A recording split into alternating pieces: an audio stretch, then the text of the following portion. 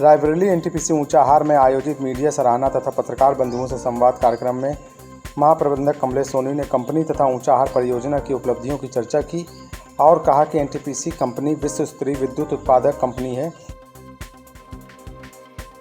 इसकी कुल स्थापित क्षमता 68,567 मेगावाट हो चुकी है। एनटीपीसी थर्मल तथा गैस के साथ साथ सोलर, हाइड्रो एवं विंड एनर्जी क्षेत्र में भी काफ़ी आगे बढ़ चुकी है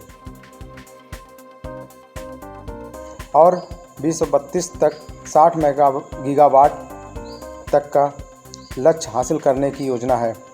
ऊंचाहार परियोजना की कुल स्थापित क्षमता 1560 मेगावाट है। इस परियोजना से उत्तर प्रदेश सहित उत्तराखंड, राजस्थान, पंजाब, जम्मू कश्मीर, हरियाणा, हिमाचल प्रदेश तथा चंडीगढ़ को विद्युत आपूर्ति की जाती है। इस अवसर पर सभी पत्रकारों को प्रेजेंटेशन के माध्यम से ऊंचाहार परियोजना द्वारा की जा रही नैगम सामाजिक दायित्व के कारणों तथा प्रदूषण को नियंत्रित करने की जानकारी दी गई।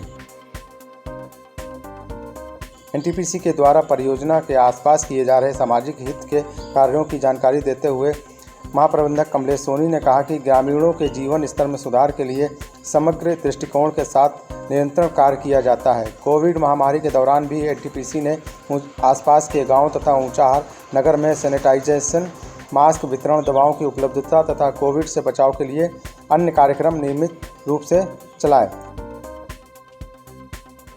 आसपास तथा पूरे जिले में ऑक्सीजन की कमी न हो, इसके लिए जिला प्रशासन को ऑक्सीजन सिलेंडर के वितरण के लिए साथ साथ ऑक्सीजन प्लांट की भी स्थापना की गई है।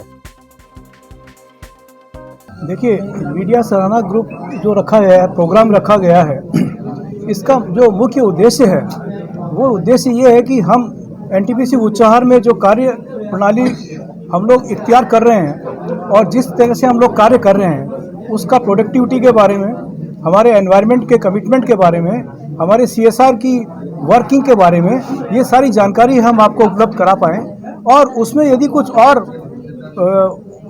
ज़्यादा इम्प्रूवमेंट की गुंजाइश है तो वो भी हम लोग उसको भी कर पाएँ। तो ये इसीलिए इस तरह की कार्यशाला आयोजित की जाती है और मुझे लगता है कि इससे हमारा जो अंतिम उद्देश्य यही है कि हमारा देश आगे प्रगति की राह पे चले और हमारे जो संसाधनों का अच्छे से अच्छा इस्तेमाल होके और हम लोग सब मिलजुल के देश के निर्माण और उत्पादन में बढ़ाने की दिशा में प्रयत्न करें। सर, दिन प्रतिदिन कोयले की कमी होती जा रही है।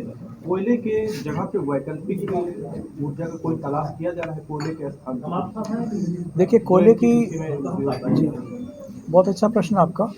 इसके लिए अभी जो हमारा गवर्नमेंट की तरफ से दिशा निर्देश हैं, रिन्यूएबल एनर्जी के ऊपर बहुत थ्रस्ट है आज की डेट में और एनटीपीसी भी 2032 तक सोलर पावर के क्षेत्र में आप देखिए तो 60,000 मेगावाट पावर जनरेशन का टारगेट रखी हुई है।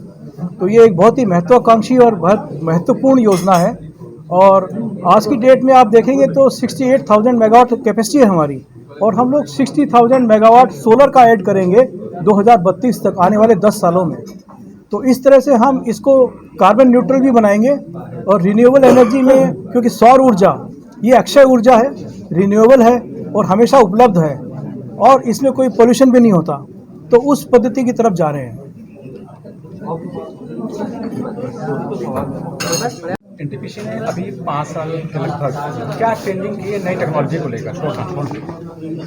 देखिए, अभी जो एनटीपीसी जितने भी पावर स्टेशंस हैं आप देखेंगे तो उनमें सभी में सुपर क्रिटिकल यूनिट्स का निर्माण किया जा रहा है। सुपर क्रिटिकल यूनिट्स की जो उत्पादन करने के लिए एफिशिएंसी है वो ट्रेडिशनल यूनिट से ज़्यादा होती है, जिसकी वजह से क्या होता है कि एक तो कार्बन डाइऑक्साइड का पर यूनिट उत्पादन कम होगा, एनवायरनमेंट कम इफेक्ट होगा और दूसरा उससे जो कोयले से उतने ही कोयले से अधिक बिजली बनेगी।